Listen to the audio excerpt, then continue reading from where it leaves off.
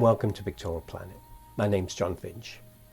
Last week we looked at making a contact sheet from our negatives, and this week we're going to pick one of those negatives and start moving forward with our printing. The first thing we're going to have to do, of course, is make a test strip. So let's get to the Enlarger and look at how we're going to do that. So before I make my test strip, I've got to put my negatives into the Enlarger, and if this is a crucial time because I have to make sure that this negative carrier and the negative is absolutely as clean as I can get it from dust. So I've opened up the carrier and I'm going to blow away any dust that may be laying on there. Now you'll notice I use a glass carrier.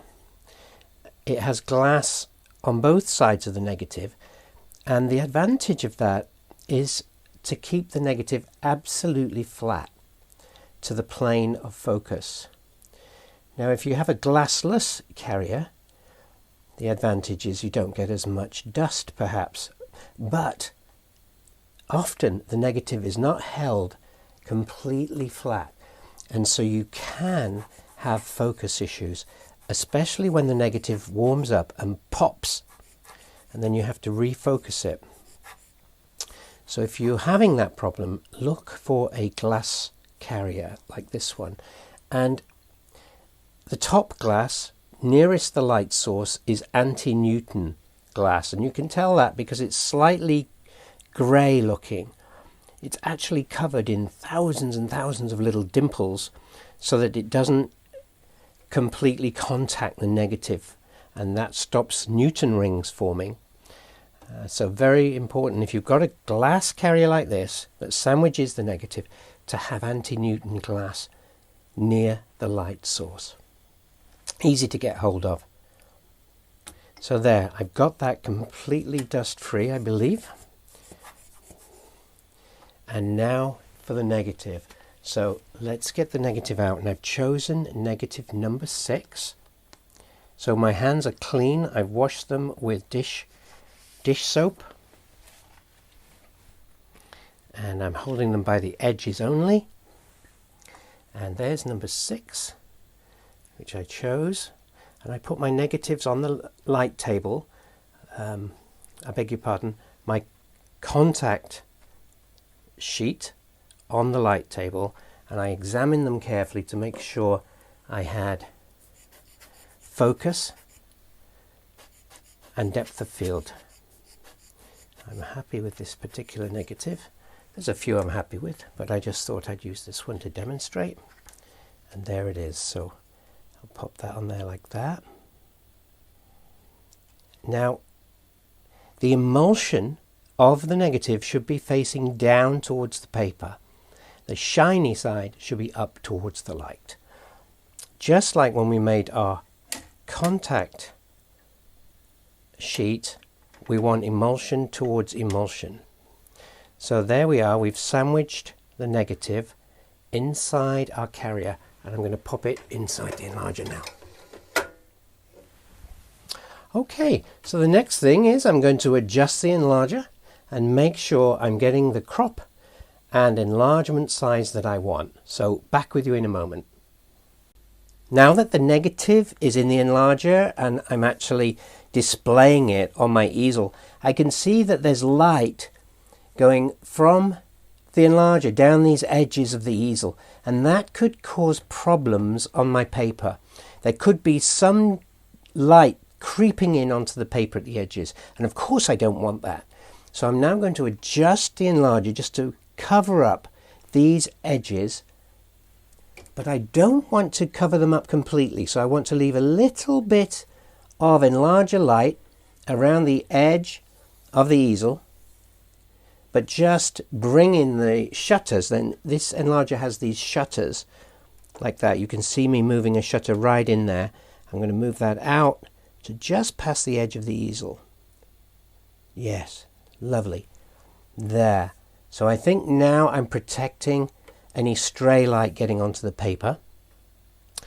The next thing I need to do, of course, is get critical focus. I need to focus on the grain of this negative. Now, it's no good focusing by eye. Sure, at first you've got a rough focus by eye, but that isn't accurate enough for a good focus on the paper. So I'm going to use my grain magnifier here. I'm going to put it over the middle. Now I've got a piece of paper on the easel. Some people use a piece of paper, some don't. You know, to be honest with you, it seems to work either way with me, so I'm not too bothered about it. I've still got my paper on there, and now I'm going to focus. Now my lens is wide open, so I want to try to focus wide open if I can before I close my lens down. So let me just do that now. I'm going to focus it. And the grain is so small, even with this grain magnifier. It's very hard to see, but I think I've got it there. I've got it focused there, and it's looking lovely. Yes.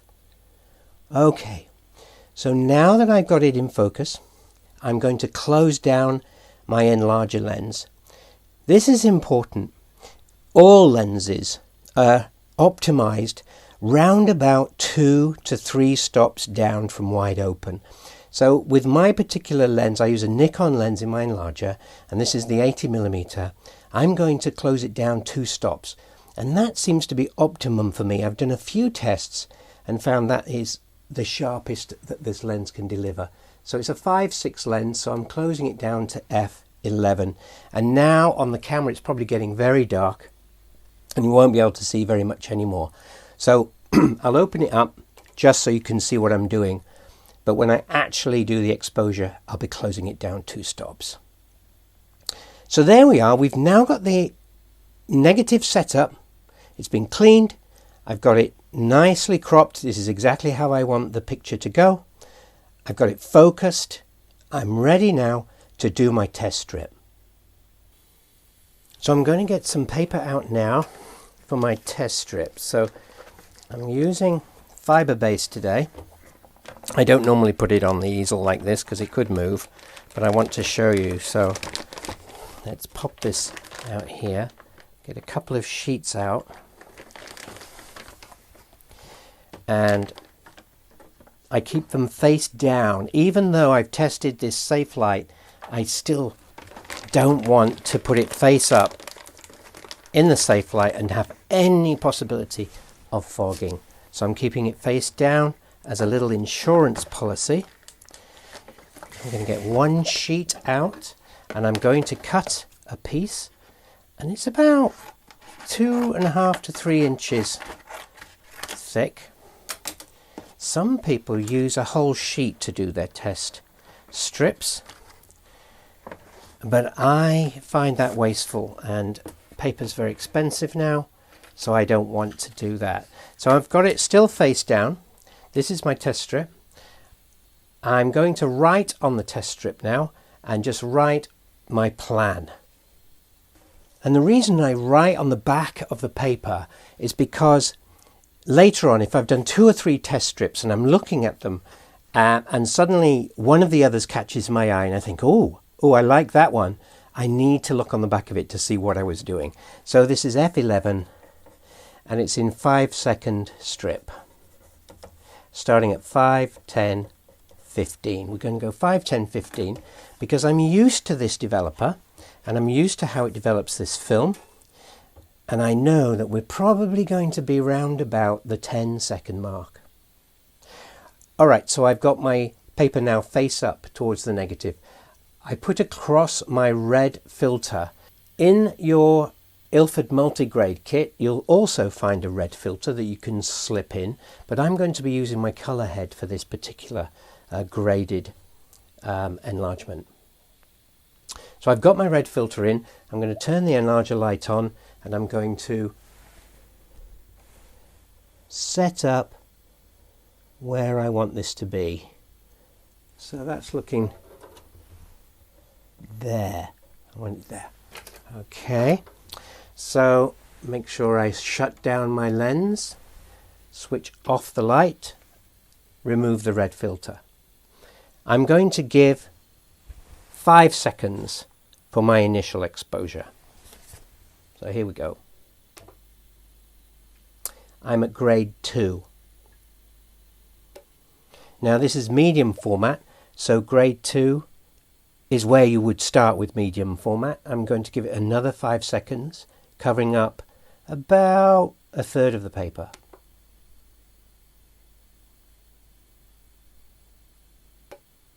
And then another one with the last third showing. There, 5, 10 and 15 seconds. Make sure your box is shut so your paper is safe. Always check that next. Get into that habit. And I have a spare lens here, and I place that on top of the paper box. And that tells me I've checked the paper is closed. Okay, I'm going to go off now and I'm going to develop this paper. Here's the test strip. I gave it full development, full normal development. And I'm now having a look at which of these is the closest. Now 5 seconds is too light, 10 seconds is looking reasonably good, and 15 seconds actually is not looking bad either, because these are shadows in the background and they're looking about right, and the highlights at 15 seconds are not too bad. So it's interesting.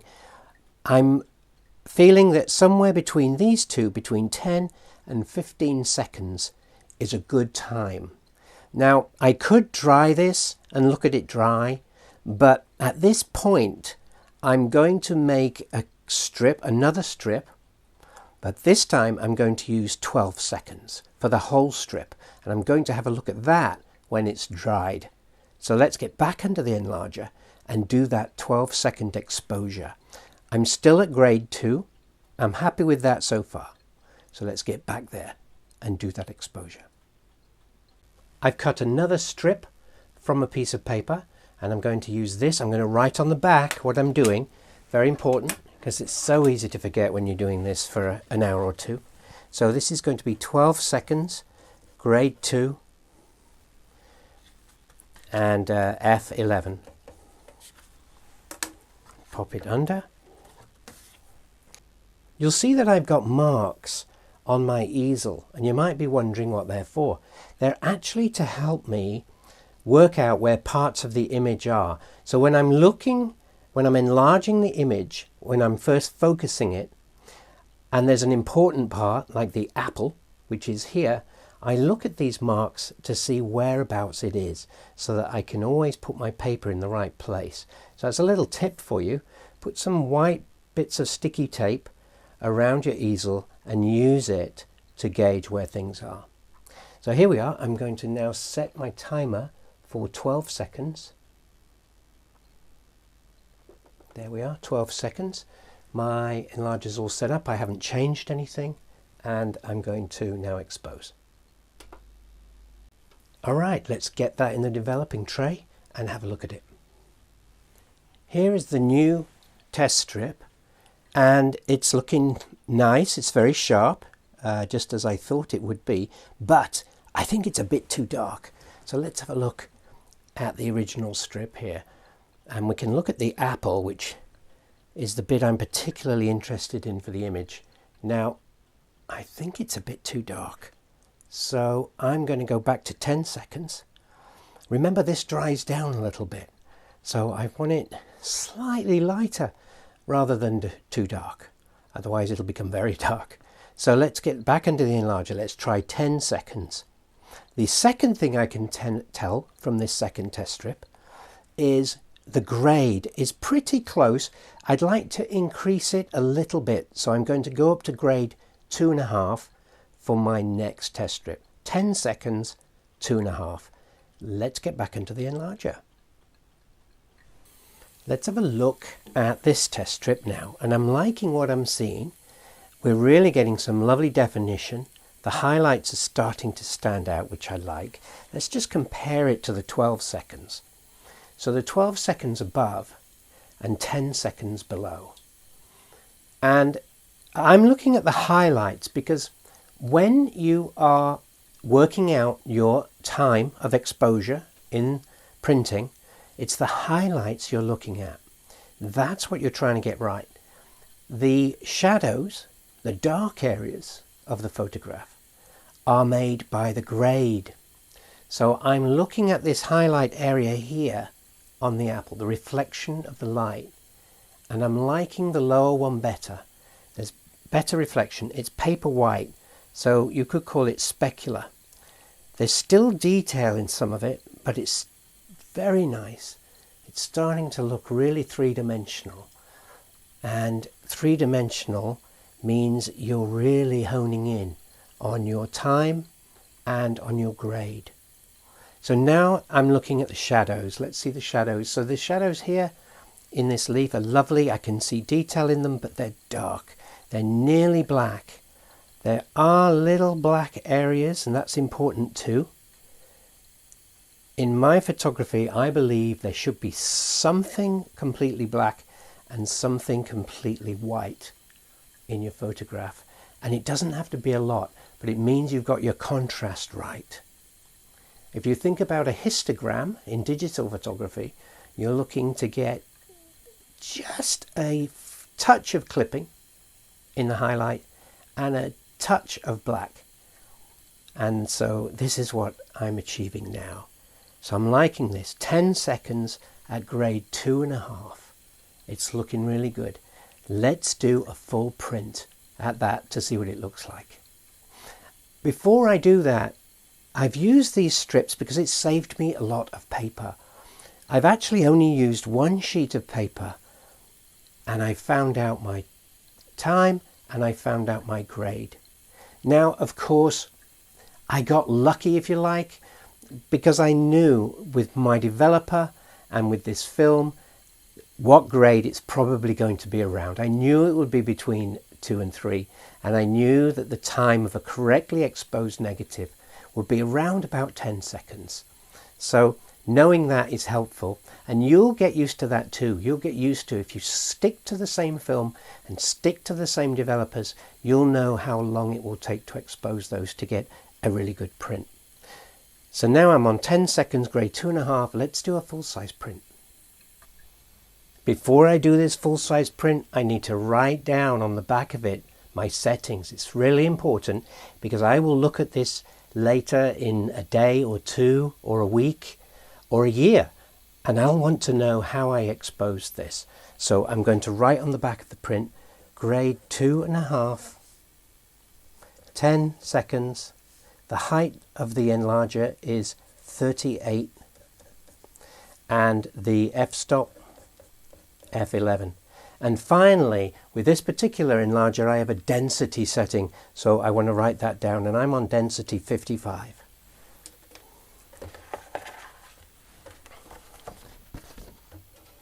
So I'm going to pop this under the easel like this, get it all set nice and square.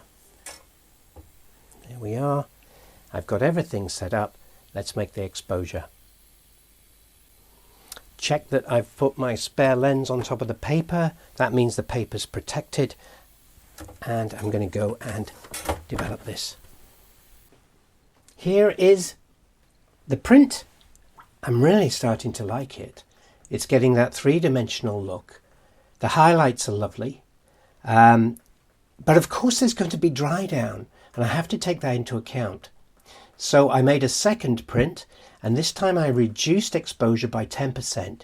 So that should take into account dry down. It'll lift the highlights while it's wet, but they'll dry down to what I'm seeing here in this wet print. So whenever you do your final print, reduce your exposure by around 10%.